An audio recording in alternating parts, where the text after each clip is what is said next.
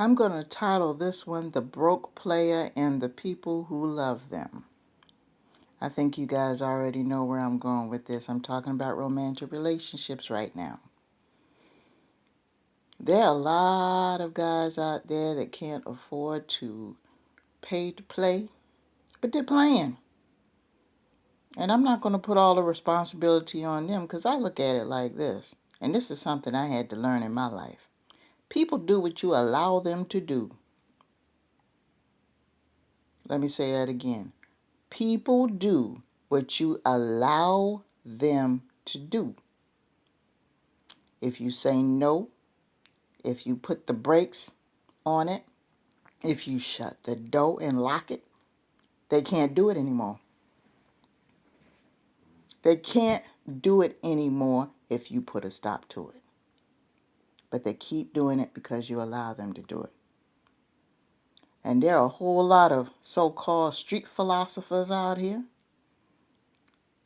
The few that do make money, it's a little bit here and there off the streets from somebody. It's not a steady source of income. I'm not saying doing anything in the streets is bad or good. I'm not going to make that judgment because I don't know what type of life that person is leading and what type of mindset they have where they feel they need to do it. So I'm not going to dog anybody about how they get their paper as long as it's steady. But you've got these females, particularly females, because I've seen some men that deal with women out there in the streets too. But for the most part, a lot of these females, you know you're already struggling. You know you're already trying to put stuff together. More than likely you got other responsibilities like children or elderly family members or a sick parent. You already have somebody depending on you and you struggling to put two nickels together, but you let this Negro that ain't hardly got nothing come in and out your house any time he wants to, has access to you 24 hours a day. He can come to your job. He can drive your car if you have one. He can come and eat up your food that you bought off of your food stamps. He can lay up in your bed that you probably paying a monthly payment on and ain't even paid it off. He can do anything he wants. And you won't say nothing. And you'll be on Facebook and Instagram and Twitter, all kinds of social media talking about he's my man. Y'all taking these cute little selfie pictures on these little trips that y'all take to Applebee's and TGI Fridays and all those places like y'all living your life like you're lit, knowing full and darn well neither one of you has two nickels to put together. And the thing about it is, I'm not downing people who are poor who are together. As long as y'all gonna be together, make a commitment to be together and come up with a plan to pull yourselves out of it. That's all I'm trying to say. But some of you women, I tell you the truth, I don't know where you come from, but you're not part of the previous generations because there was no way that my grandmother or great-grandmother was going to let some man that ain't got nothing, ain't trying to get nothing, ain't trying to be nothing, and trying to level up as a man. He ain't going to, first of all, he ain't coming to the house. And second of all, he darn sure ain't going to come up in my digs and going to tell me, you can't tell me nothing, man. You can't tell me nothing. And y'all sitting up there letting him tell you something. Gonna come in and be the boss of your world. And he don't have a world. Really. And it's happening every single day. And then the minute he does something out of pocket, you sitting up here whining and crying and frustrated, and you calling this person and you texting that person, and you getting other folks riled up over this nobody. You getting them riled up based on your antics, and all of a sudden the family's all involved and they frustrated and aggravated, ready to do something to the man. No.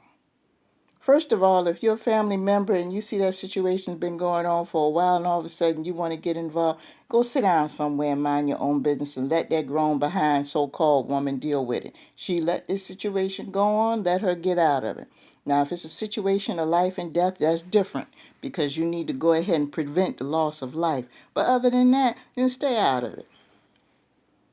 But I don't understand. You let these broke street philosophers come up in your digs and turn your life upside down just so you could say you have a man. You know what? Yeah, a lot of people sit there and dog him for doing it. Don't get me wrong. I'm not saying that he's right for doing it. But he's doing what he's allowed to do. See, people need to take accountability not only for their actions, but the people around them who allow them to do it. Let me say that again. Not only do the people who commit the actions need to take responsibility for their actions, but the people around them who allow them to do it, they need to take some responsibility too.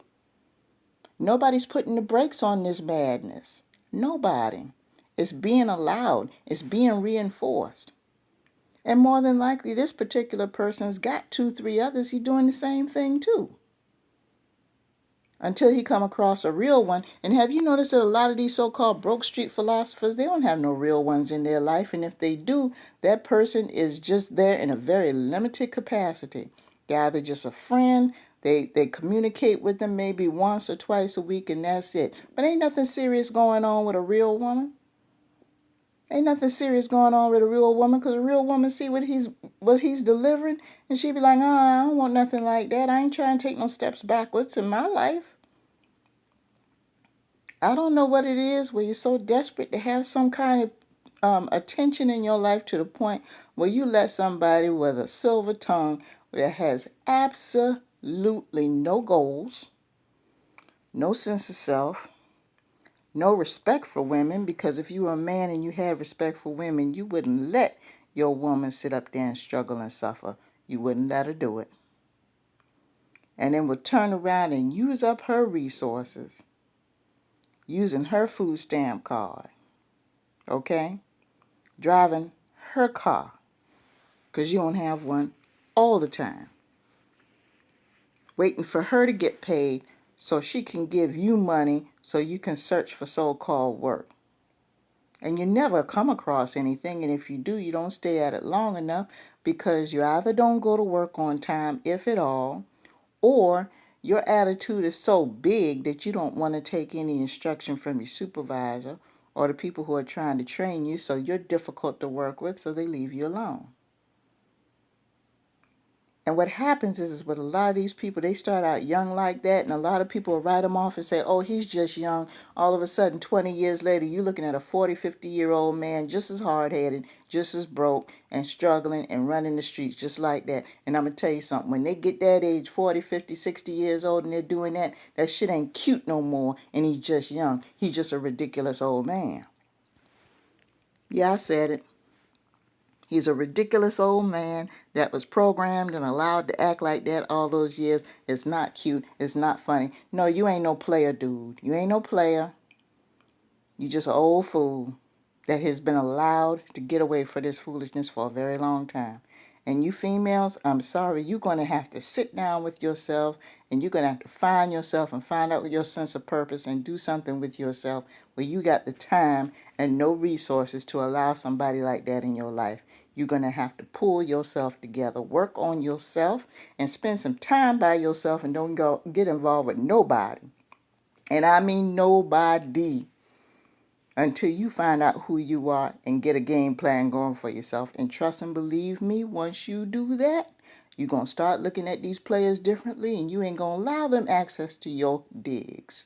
They're not going to have access to your life because you're going to have a different mindset. That's the only solution I can come up with. But don't, like they say, don't hate the player, hate the game. No, hate yourself for allowing them to play the game. And with that, I bid you peace.